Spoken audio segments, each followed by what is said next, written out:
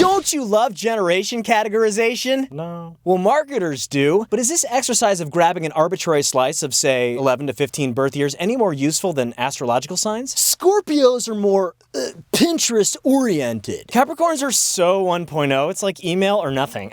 I just threw up in my mouth a little bit. No generation has been studied as extensively as the current batch of teen through early 30s aged humans. They are now the largest living generation in the United States, which is why every night in the throes of stress dreams, marketing directors toss in turn mumbling the word millennials over and over. The common wisdom, According to Gen X marketers, is that millennials are a bunch of lazy, self-centered, entitled brats. This is in stark opposition, of course, to the selfless, grounded, hardworking, optimistic generation of teens whose philanthropic plight to improve the world was celebrated in such 90s films as Slacker, Clerks, and Reality Bites. For their part, millennials reject that lazybones label and would probably prefer to think of themselves as Generation We. From the crowds that show up to Bernie Sanders rallies to the Black Lives Matter movement, millennials have become quite proficient at collectively affecting change in large public gatherings. Or at the very least, getting killer selfie angles to contrive the most attractive possible version of their humanity in a way that's optimized for sharing on social media. Hashtag protesting! Now look, I know some of the things Grandpa Flannel Grunge said during his annual Kurt Cobain Never Sold Out rant may have made you feel like this wasn't a safe space. But he's wrong about you, millennials. You are not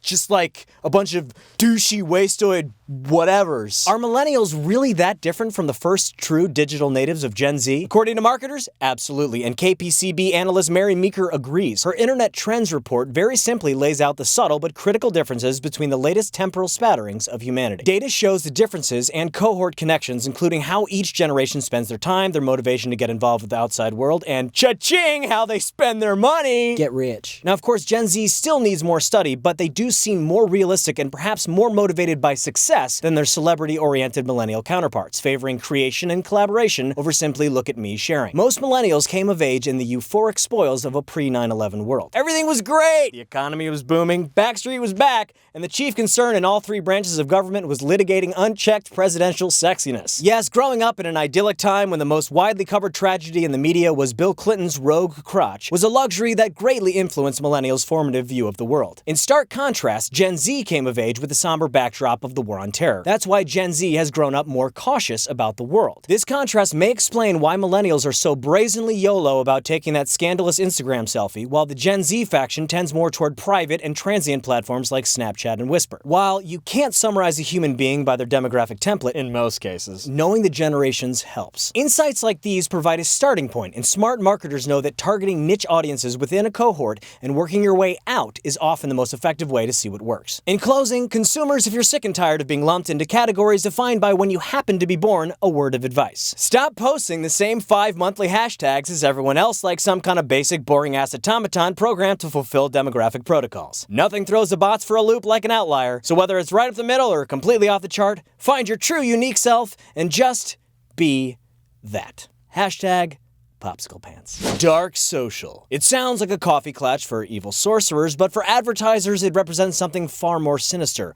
Elusive data. But what is this dark social? Well, hush hush nudge nudge, it's digital communication that cannot be measured by analytics programs. It's a link shared in the mist, a comment posted in the wind, an emoji falling in a forest. Dark social is whispering about you behind your back, and according to new research, its ubiquity could mean rethinking how marketing budgets are managed. In a report titled The Dark Side of Mobile Sharing, enterprise advertising platform Radium One says that worldwide a whopping 84% of shares are dark. Basically, for every bit of consumer chit-chat you overhear, there are 4 secret conversations you didn't even know you were missing. I realize this feels like we're in the Matrix right now. You're Keanu Reeves, I'm Lawrence Fishburne, but hold on to your woe, Neo. It's time we face the invisible. Dark social is where your existing customers are recruiting your future customers. That is a stark reminder that private channels like WhatsApp and Facebook Messenger are extremely valuable to marketers, even if those platforms can't necessarily control or measure with ease. Some brands are already wisely getting in on the shady conversation. Adidas uses WhatsApp to serve users with news and content in return for engaging with the brand on the platform. Quartz, on the other hand, has refocused their iPhone app to push content straight to mobile through in-app notifications. This type of social leveraging has been highly beneficial for the brands who venture into the darkness, but just as importantly, promotions like these have proven to be appreciated and valued by the users as well. So brands, it's a win-win Wild Westeros of opportunity out there. The mobile world may be dark and full of terrors, but it promises plenty of kingdoms to conquer. Is mobile video audio friendly? That's the big question this week after we were treated to reports that indicate 85% of Facebook video is watched without sound.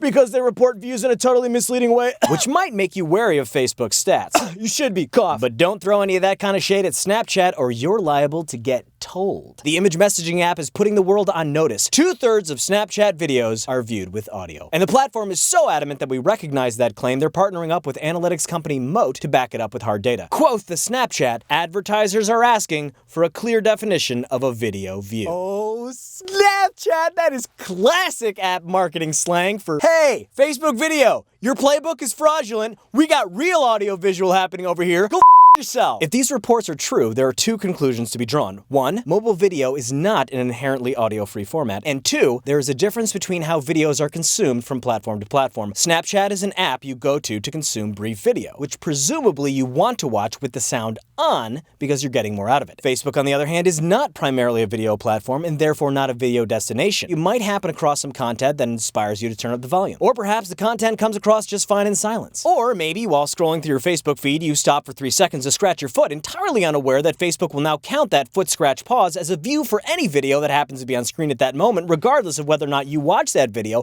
or even knew that it was there. You already own the planet, Facebook, and you have ruled benevolently. Now we humbly entreat you to join Snapchat in the fight for meaningful view counts.